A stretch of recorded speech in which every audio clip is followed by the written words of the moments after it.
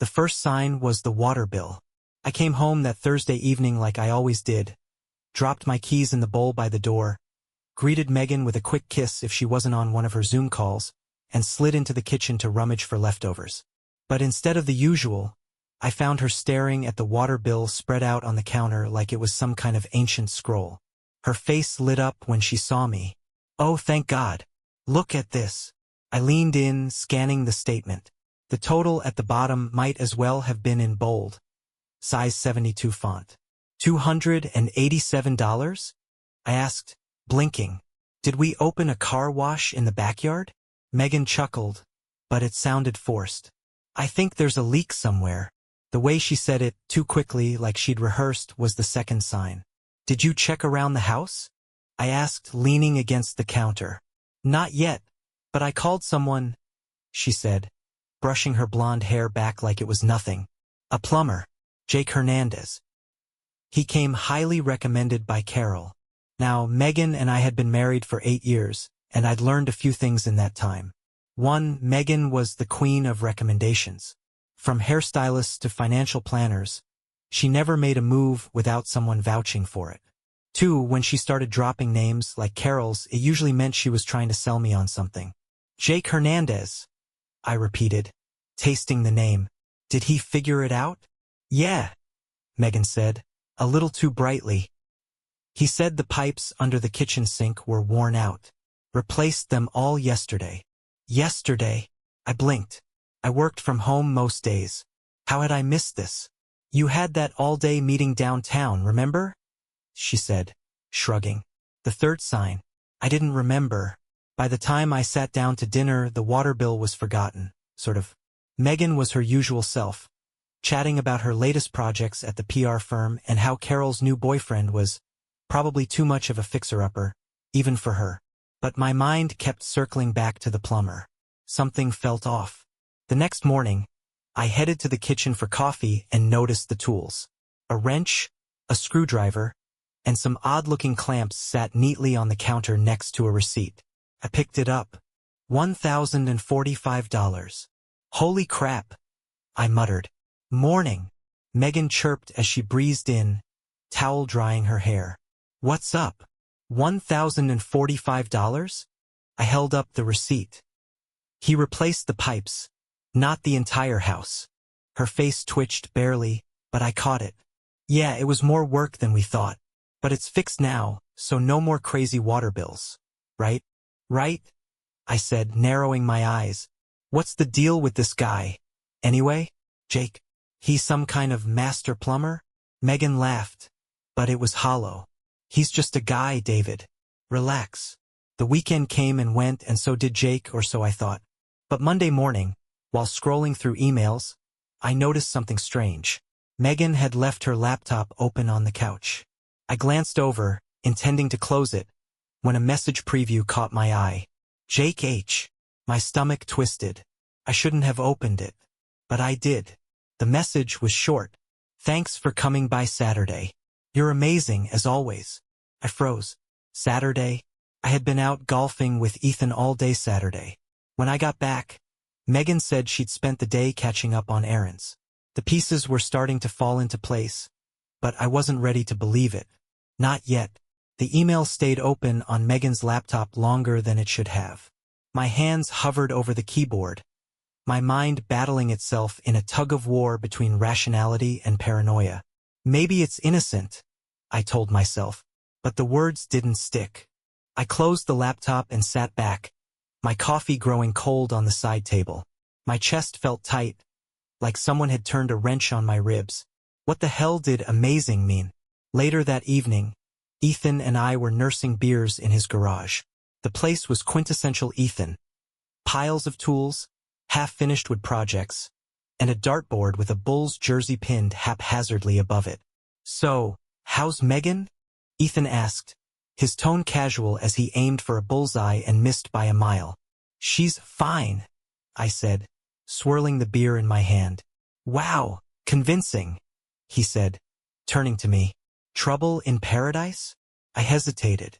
Ethan had a knack for sniffing out bullshit, and if I didn't spill, he'd badger me until I did. "I think she's hiding something," I admitted. Ethan's eyebrows shot up. Hiding what? Money? A secret TikTok account? Oh my God. Did she start an MLM? Not funny, I muttered. He leaned against the workbench, arms crossed. All right, hit me with it. I gave him the rundown, the water bill, the plumber, the email. Ethan listened, nodding occasionally, but his smirk told me he was enjoying this more than he should. So what's the deal with this Jake guy? He asked. I don't know. He's just some plumber Megan hired. Ethan snorted. Yeah, plumbers are always just plumbers. You meet him? No. Well, maybe you should. The idea stuck with me long after I left Ethan's garage. It was reckless, borderline insane, but the thought of confronting Jake felt like a way to regain some control. The next day, while Megan was at work, I dug through the junk drawer for the plumber's business card. Sure enough, there it was, Hernandez Plumbing Services in bold, red letters. I dialed the number before I could second-guess myself. Jake Hernandez. A deep voice answered after 2 rings. Hi, this is David Mitchell. My wife, Megan, said you fixed our kitchen pipes last week. There was a pause. Oh yeah, I remember. Everything working all right? Yeah, fine, I said quickly. I just had a couple questions about the job. Another pause, longer this time. Sure. What do you need to know? Jake agreed to meet me at a diner near my house later that afternoon. When I walked in, he was already there, sitting in a booth by the window. He was exactly how I'd pictured him. Mid-40s, broad shoulders, and a face that looked like it had seen one too many bar fights. David, right? He said, standing to shake my hand. Yeah. Thanks for meeting me, I said, sliding into the booth. No problem. What's on your mind? I hesitated. Up close, Jake was even more intimidating. This was a bad idea. I just wanted to understand the work you did, I said finally. Megan mentioned the pipes were in bad shape, but it seemed expensive. Jake leaned back, crossing his arms. Well, yeah, it was a big job. The pipes were ancient. Took me most of the day to replace them. Saturday, I asked, trying to sound casual. Jake frowned. No, Wednesday. Why? My stomach dropped. Oh, I must have mixed it up, I said quickly. Thanks for clarifying. Jake eyed me for a moment, then shrugged. No problem. Anything else? No, that's all, I said, forcing a smile. As Jake got up to leave, he clapped me on the shoulder. Take care, man. I watched him walk out, my mind racing. If Jake hadn't been here Saturday, who had? That night, I couldn't sleep. Every time I closed my eyes, I saw the email, the text. The way Megan's smile didn't quite reach her eyes anymore. By the time dawn broke, I had made up my mind. I was going to find out the truth, no matter what it took. It wasn't until Wednesday that I found my next lead. And by then, the tension was eating me alive. Megan had been her usual self. Cheery, composed, and maddeningly oblivious to the storm brewing in my head. She kissed me goodbye in the morning, leaving for work with a travel mug of coffee and a breezy, "Love you," that felt like it was meant for someone else. I spent most of the day pretending to work while my thoughts churned.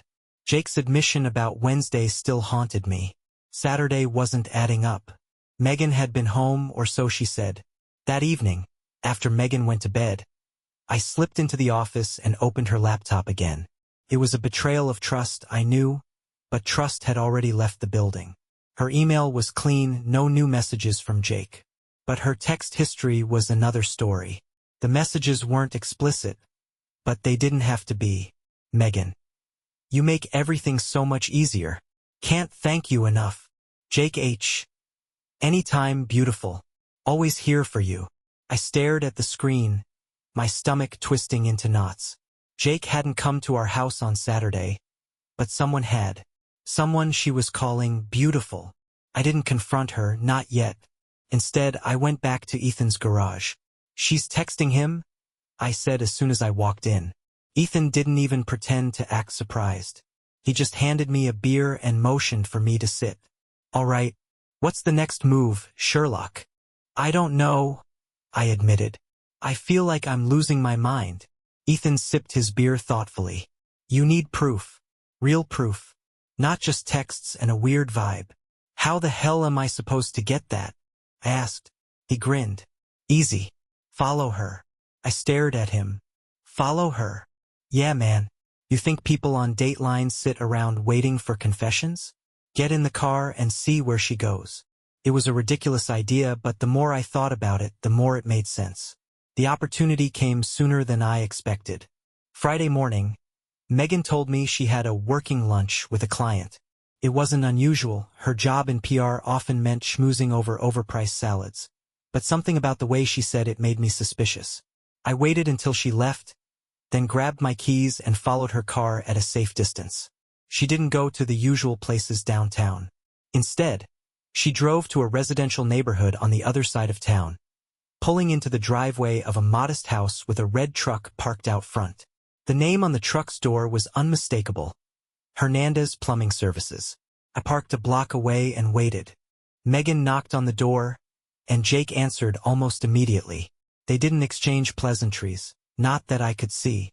She walked in, and the door shut behind her. My chest felt like it was being squeezed in a vice. I stayed there for over an hour, my mind cycling through every worst-case scenario. The betrayal I had feared was no longer a suspicion. It was a reality. When Megan finally emerged, she didn't look guilty. She looked happy, like a weight had been lifted off her shoulders. I followed her back home, the knot in my stomach growing tighter with every mile. That night, I tried to act normal. Working lunch go well? I asked over dinner. Megan nodded, barely looking up from her plate. Yeah, it was fine. Nothing exciting. Her lie was like a slap in the face. I forced a smile and changed the subject, but my mind was already planning my next move. If Megan wouldn't tell me the truth, I'd find it myself. The following morning, I woke up with a pounding heart and a single thought. This is it. I'd spent the night replaying every interaction with Megan over the past few weeks. Every lie she'd told, every half-hearted smile she'd given me. My anger had simmered long enough, and now it was boiling over. When Megan came into the kitchen, still wearing her lavender robe, I was already seated at the table, my coffee untouched. Morning, she said, reaching for the kettle. We need to talk, I said, my voice sharper than I intended. She paused, the kettle halfway to the sink. Okay. I gestured to the chair across from me. Sit down. Megan frowned, setting the kettle aside and taking a seat. What's this about? I stared at her, my hands clenched around my mug. This was the woman I'd spent 8 years of my life with, the woman I thought I knew better than anyone. And yet, I had no idea who she really was anymore. Who's Jake to you? I asked. The question hit her like a slap. Her eyes widened, and for a moment, I saw the mask crack. But she recovered quickly, her expression turning defensive. What do you mean? He's the plumber. I told you that. You told me a lot of things, I said, my voice low. But you didn't tell me you were at his house yesterday. Her face went pale. You followed me? I had to, I snapped. Because you sure as hell weren't going to tell me the truth. Megan sat back, crossing her arms. Unbelievable. You're spying on me now. Don't turn this around on me, I said, my voice rising. I'm not the one sneaking around behind your back. Her eyes darted to the side, and I could see the gears turning in her head, scrambling for an excuse. But I didn't give her the chance. I saw the texts, I said, my words cutting through the silence like a blade. I know you've been lying to me, Megan. Just tell me the truth. Her jaw tightened, and for a moment, I thought she was going to deny it again. But then, something in her broke. Fine, she said, her voice trembling. You want the truth? Yes, I've been seeing Jake. The words hit me like a punch to the gut. How long? I asked, my throat dry. Megan hesitated, then looked down at her hands. A few months. The room spun. A few months. While I'd been going to work, making dinner, lying next to her every night, she'd been with someone else. Why? I managed to choke out. She looked up at me, her eyes filled with something I couldn't quite place. Regret? Guilt? Defiance? I don't know, she said quietly. It just happened. That's not good enough, I snapped. You don't just fall into someone else's bed, Megan. What the hell is going on? She shook her head, tears spilling down her cheeks. I was lonely, okay? You've been so distant lately. Always working, always distracted. I felt like I didn't even exist to you anymore. Her words stung, but they didn't justify what she'd done. So, instead of talking to me, you turned to him? I asked, my voice shaking with anger. It wasn't like that, she said, her voice breaking. I didn't mean for it to happen. I swear. David, I never wanted to hurt you. Well, congratulations, I said bitterly. You did. The rest of the day passed in a haze. Megan stayed in the bedroom, and I stayed in the living room, staring blankly at the TV. My mind was a war zone, torn between anger, sadness, and the crushing weight of betrayal. Around midnight, Megan came out of the bedroom, her eyes red and swollen. She sat down on the couch, keeping a cautious distance between us. I'm sorry, she said, her voice barely above a whisper. I didn't respond. I know I don't deserve your forgiveness, she continued, but I needed you to know that I'm sorry. Her words hung in the air, heavy and meaningless. Why him? I asked finally. She hesitated, then sighed. He listened. He made me feel seen. I laughed bitterly. Seen? By a plumber. Her eyes filled with tears again, but I didn't care. I was too angry, too hurt to offer her any comfort. I don't know if we can come back from this, I said, my voice hollow. Megan didn't argue. She just nodded, her tears falling silently onto the couch cushions. As she got up and walked back to the bedroom, I felt the weight of her betrayal settle over me like a storm cloud. This wasn't over. Not by a long shot. The morning after Megan's confession, the house felt eerily silent. The usual hum of our routines was replaced by an unbearable tension. She tiptoed around me like a stranger in her own home, and I avoided her like the plague. But beneath the anger, a gnawing question lingered. How did we get here? That afternoon, I found myself staring at our wedding photo hanging in the hallway. Megan's smile in the picture was radiant, her hand resting on my chest like she was holding her world in place. I thought that world was us, unshakable and secure. Now it felt like an illusion. I heard her footsteps behind me. David! Her voice was soft, hesitant. I didn't turn around. I'm going to stay at Carol's for a few days, she said. I think we both need some space. Her words stung, but I couldn't argue. Space sounded like the only thing that might keep me sane. Do what you want, I said, my tone colder than I intended. I heard her sigh, and then the soft click of the door closing behind her. With Megan gone, I had nothing but time to think. And the more I thought, the more I realized I needed answers. Real answers. Not just excuses about loneliness and feeling seen. I called Carol. She picked up on the second ring. David. Hey, Carol, I said, trying to keep my voice steady. I need to ask you something. Sure. What's going on? I took a deep breath. How much do you know about Megan and Jake? There was a long pause. David, I don't think. Please, Carol, I interrupted. I need to know the truth. Another pause. Then, a reluctant sigh. I didn't want to get involved. But Megan's been struggling for a while. She didn't know how to talk to you, and Jake was there. Struggling with what? I asked, my frustration mounting. Your marriage, Carol said bluntly. She felt like you were slipping away. And when Jake showed up, she what? I demanded.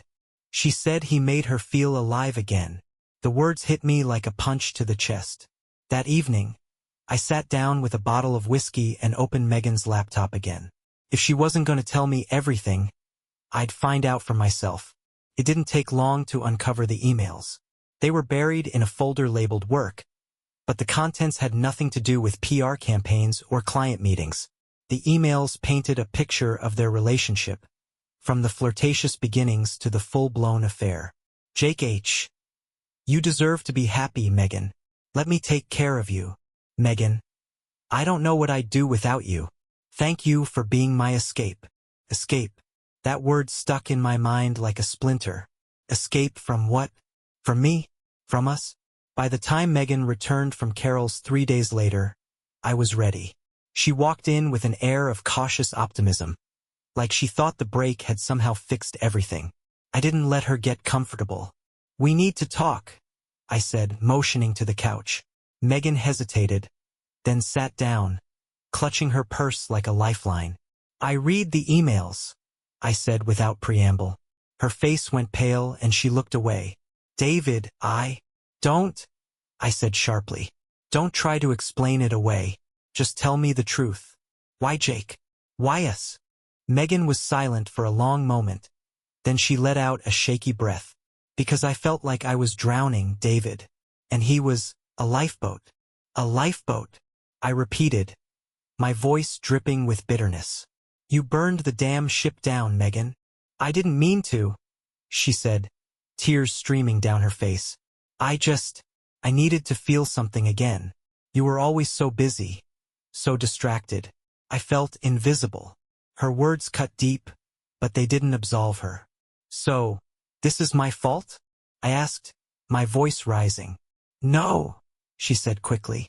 "It's not your fault. I'm not blaming you. I didn't know how to fix us. And Jake was there." I shook my head, the anger bubbling to the surface again. "And what about now? Is he still there?" Megan hesitated, and that hesitation was all the answer I needed. I stood up, pacing the room as the weight of her betrayal settled over me like a storm cloud. "You didn't just betray me, Megan. You betrayed us. Everything we built. Everything we promised each other." "I know," she said, her voice barely above a whisper. "And I'm so sorry, David. I'll do whatever it takes to make this right. Please, just give me a chance." Her plea hung in the air, heavy and desperate. But I didn't know if there was anything left to save. The days following Megan's confession passed in a blur. Conversations that once felt effortless now felt like navigating a minefield. Even the house itself seemed to turn against us, every creak in the floorboards or drip from the faucet reminding me of Jake and the tangled mess Megan had created. I slept on the couch, which quickly became less about avoiding Megan and more about preserving what little dignity I had left. She didn't fight me on it. Instead, she moved quietly through the house, as if trying not to disturb the broken pieces of our marriage. But I wasn't done. Not yet. Friday evening, Megan asked if we could talk again. I sat at the kitchen table, arms crossed, watching as she nervously wrung her hands. "I've been thinking," she began, her voice trembling, "about us, about everything. I know I've hurt you, David, more than I can ever make up for. But I still love you, and I want to fix this." I laughed bitterly. "Fix this? Megan, this isn't a leaky faucet. You don't just tighten a few bolts and call it good." Her eyes filled with tears, but I didn't feel bad for her. Not this time. "I know," she said, her voice breaking, "but I can't lose you. I'll do whatever it takes, David. Therapy, counseling, whatever you want." I stared at her, the weight of her words pressing down on me. She looked sincere, desperate even. But sincerity didn't erase the emails, the texts, the image of her walking out of Jake's house like nothing had happened. "Why now?" I asked, my voice cold. "Is it guilt? Or is Jake not as much fun as you thought he'd be?" She flinched, and for a moment, I thought she wasn't going to answer. But then she looked up at me, her eyes red and puffy. "It's because I love you," she said. "Because I made a terrible mistake, and I don't want it to be the end of us." I didn't respond. Instead, I spent the weekend sorting through my thoughts. On Sunday afternoon, I called Ethan. "So, what's the plan?" he asked after I told him everything. "I don't know," I admitted. "Part of me wants to burn it all down, walk away and never look back. But another part, you still love her," Ethan said, not unkindly. I sighed. "Yeah, I hate it, but I do." Ethan was quiet for a moment. "Look, man, you don't owe her anything. She screwed up royally. But if there's a part of you that thinks this can be fixed, you owe it to yourself to try. Not for her. For you." That night, Megan and I sat down together for what felt like the 100th time. But this time, I let her speak without interruption. She told me everything. How it started, why it continued, and the guilt that had eaten away at her every step of the way. I should have talked to you, she said, her voice shaking. I should have told you how I was feeling instead of looking for an escape. But I didn't, and I hate myself for it. Her words were raw, and for the first time, I saw her not as the woman who betrayed me, but as the woman I'd built a life with. The woman who was as flawed and human as I was. I don't know if I can forgive you, I said finally, but I'm willing to try. Tears streamed down her face, and she reached for my hand. I let her take it, though the connection felt fragile, like it could snap at any moment. This doesn't mean I'm okay with what happened, I added. It just means I'm not ready to give up. Yet, the road to rebuilding wasn't easy. We started therapy individually and as a couple. Some days were better than others, but the trust that had been shattered between us didn't come back overnight. Jake, it turned out, had moved on quickly. Megan cut all ties with him, deleting his number and blocking him on every platform. It was a small victory, but one that mattered more to me than I cared to admit. Months later, as I sat in the backyard watching the sun dip below the horizon, Megan joined me. She handed me a glass of wine and sat down beside me, her presence tentative but steady. "Do you ever think we'll be okay again?" she asked softly. I took a sip of the wine, staring out at the horizon. "I don't know," I admitted, "but I think we're heading in the right direction." She smiled faintly, and for the first time in months, it felt real. Maybe we could rebuild. Maybe we couldn't. But for now, we were trying. And that was enough.